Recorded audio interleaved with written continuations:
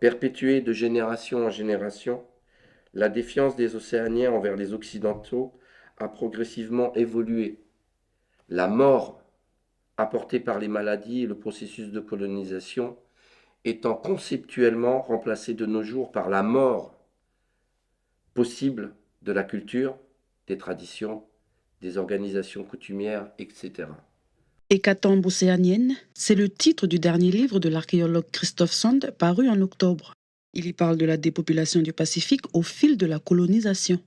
Pendant très longtemps, les démographes historiques des dernières générations ont considéré que s'il y avait des endroits où la dépopulation avait été très sévère, je peux prendre deux exemples, les îles Marquises en Polynésie, où on est à peu près 95-96% de dépopulation sur un peu plus d'un siècle. On peut prendre un exemple plus près de nous, l'île d'Anatom, au sud du Vanuatu, le Kiamu des îles Loyauté, où la chute de population est au-delà de 95% aussi.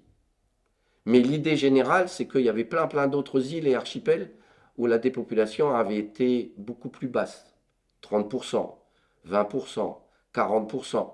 Et même des endroits où, d'après certains spécialistes, il n'y avait pas eu de dépopulation.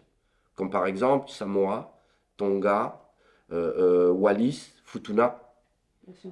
Et donc, ce livre démontre que cette idée est fausse. 52, c'est le nombre d'épisodes de dépopulation différentes dont traite cet ouvrage de 374 pages, illustré avec des photos ou encore des cartes démographiques. Selon Christophe, le Pacifique a perdu près de 87,5% de sa population. Son idée de départ était d'écrire un ouvrage sur la dépopulation du peuple kanak. Mais au fil du temps, il s'est rendu compte qu'il ne pouvait pas le faire sans d'abord parler de l'ensemble du Pacifique. D'où l'Hécatombe océanienne, le premier ouvrage d'une trilogie. Le deuxième, ce qui est prévu, c'est de faire un livre sur la dépopulation kanak à partir des informations des traditions orales, mais surtout à partir des informations des archives, que ce soit les archives missionnaires, que ce soit les archives coloniales, que ce soit les archives des visiteurs de passage, pour essayer de montrer de façon détaillée quel a été le processus de dépopulation kanak à partir des années, disons, 1840.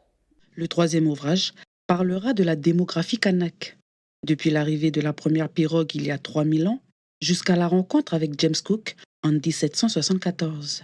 Quant à l'hécatombe océanienne, vous pouvez déjà la retrouver dans les librairies du pays.